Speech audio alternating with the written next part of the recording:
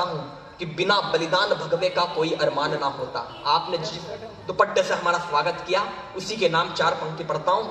अगर इन 4 पंक्तियों पर मैं आपकी तालियां तय करेगी कि मुझे वो कविता पढ़ना है या नहीं। कि बिना बलिदान भगवे का कोई अरमान ना होता, शहादत का समूचे विश्व में सम्मान ना होता, और पढ़ोगे जो अगर इतिहास के पृष्ठों को पाओगे, अगर पन्ना नहीं होती तो हिंदुस्तान ना होता। अगर पन्ना नहीं होती तो हिंदुस्तान ना होता। मित्रों, याद करना वो दिन दीपावली का दिन था। चंदन रोज अपनी मां से जिद करता था कि मुझे भी उदय सिंह जैसे परिवेश में रखा करो, क्योंकि वो दासी पुत्र थे और उदय सिंह जो थे वो राजपुत्र थे। जब बनवीर ठान लेता है कि मुझे चंदन को मारना, मुझे उदय सिंह को मारना है ताकि मैं इस मेवाड़ वंश को मिटा सकूं और शत्रु दल की ओर से उसके स्वामी का वर्चस्व इस मेवाड़ पर कायम हो जाए और हिंदुत्व मिट जाए, उस आशा के साथ में बनवीर ने उदय सिंह को मारने की योजना बनाई। दीपावली का दिन था, पूरा महल दीपों से जगमग कर रहा था। लेकिन मां पन्ना को जब यह योजना पता चली तो मां पन्ना ने उदय सिंह की जगह पर अपने पुत्र चंदन को वहां पर सुला दिया, उस शैया पर जिस पर उदय सिंह सोया करते थे। और बनवीर आता है, उस कक्ष में जाता है, मां पन्ना वहीं खड़ी है बिस्तर के पास में। बनवीर अपनी तलवार से चंदन को मार देता है।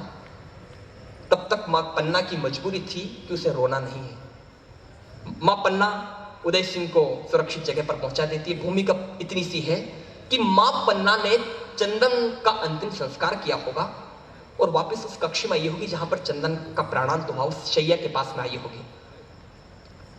इस भूमिका को याद रखना, मैं दावा करता हूं आप मेरा नाम भूल जाएंगे लेकिन इस कविता को सालों साल याद रखेंगे, इस विश्वास के साथ मैं पंक्तियां पढ़ता हूं। नई कविता को हमारा भाई सुनना। मां पन्ना उस कक्ष में आती है, उस बिस्तर के पास में जहां पर चंदन का प्राणांत हुआ, और उस रक्त सने हुए बिस्तर ने मां पन्ना से कुछ प्रश्न किए। वो प्रश्न पूरी कविता है। एक बार पूरा सदन ताली बजा के मुझे आ जाए इसी तरह में कि है जन्मभूमि, है जन्मभूमि, है कर्मभूमि, है तपस्थली भारत माता। है जन्मभूमि, है कर्मभूमि, है तपस्थली भारत माता। है वंदनीय, अभिनंदनीय, है नंदनीय भारत माता।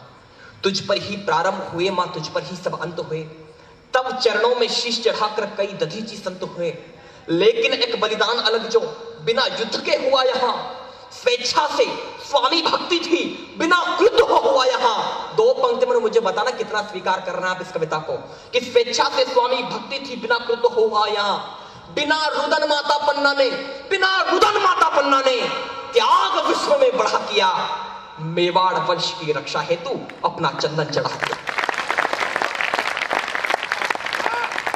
मेवाड़ वंश की रक्षा हेतु अपना चंदन चढ़ा दिया। और कविता यहां से प्रारंभ होती है। साहब, प्रश्न किया मां पन्ना से उस रक्त सने हुए बिस्तर ने चंदन का रूप धारण करके कि हे माता बतला दे तू अपराध हुआ क्या था मुझसे। इसका वॉल्यूम बढ़ा दे थोड़ा सा। हे माता बतला दे तू अपराध हुआ क्या था मुझसे। क्या ऐसी जिद की मैंने जो रुष्ट हो गई मां मुझसे। माना कि मैं रोज उदय से जीवन की जिद करता था, नए वस्त्र शैया की खातिर तुझसे रूठा करता था। मां बतलाना, मां बतलाना, क्या भूल हुई आखिर तेरे इस चंदन से। कुछ बोल जरा क्यों शब्द दबे हैं तेरे विस्मय क्रंदन से। कुछ बोल जरा क्यों शब्द दबे हैं तेरे विस्मय क्रंदन से। मां जब तूने निद्रा में शैया पर मुझे सुलाया था। उदय सिंह को उठाकर जब चंदन को शैया पर ले गई तब एक घटना घटी। तो पंक्तियां पकड़ लेना कि मां जब तूने निद्रा में शैया पर मुझे सुलाया था, सजल नयन होकर कसकर के तूने गले लगाया था। सजल नयन होकर कसकर के तूने गले लगाया था। इस हलचल से निद्रा मेरी, इस हलचल से निद्रा मेरी। एक पंक्ति जो लोग समझ जाए मैं आपकी तालियां मांगता हूं कि इस हलचल से निद्रा मेरी टूट गई थी सुन माता।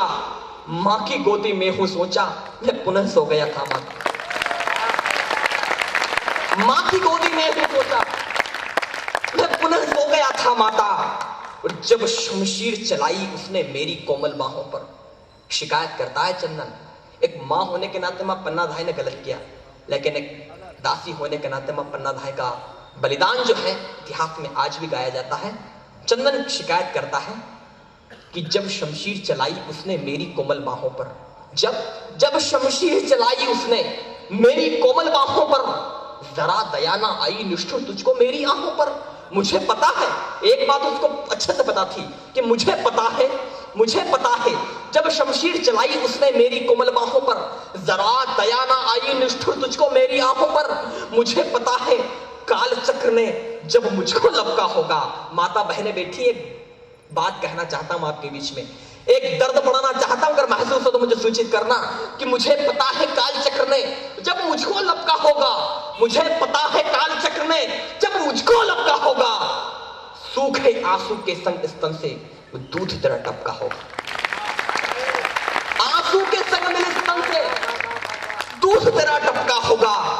और एक दो पंक्ति इस कविता की सर्वश्रेष्ठ जो मुझे अच्छी लगती है, आपको भी अच्छी लगेगी, इस वादे के साथ पढ़ता हूं, और अगर अच्छी लगे तो मेरे भ्रम को स्वाभिमान बनाना निवेदन करना चाहता हूं कि मुझे पता है काल चक्र ने जब मुझको लपका होगा, आंसू के संग मिल स्तन से दूध तेरा टपका होगा।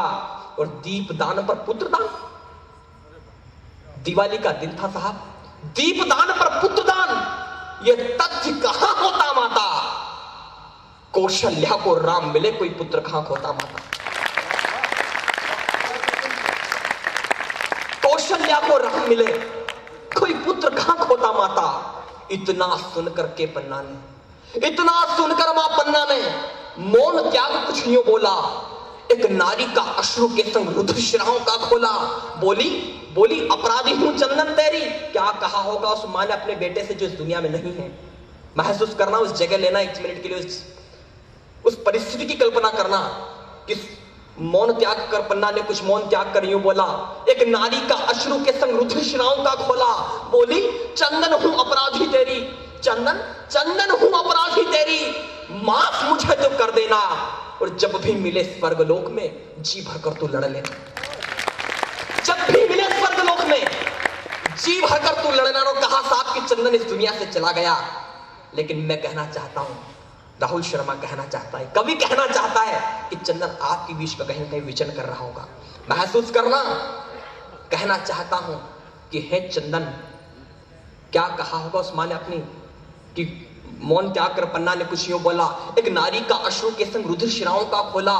बोली अपराधी हूं चंदन तेरी, माफ मुझे तो कर देना, जब भी मिले स्वर्गलोक में जी भरकर तू लड़ लेना। लेकिन थी मजबूर पुत्र, कितना इतिहास जानते आप मुझे सूचित करना, लेकिन थी मजबूर पुत्र,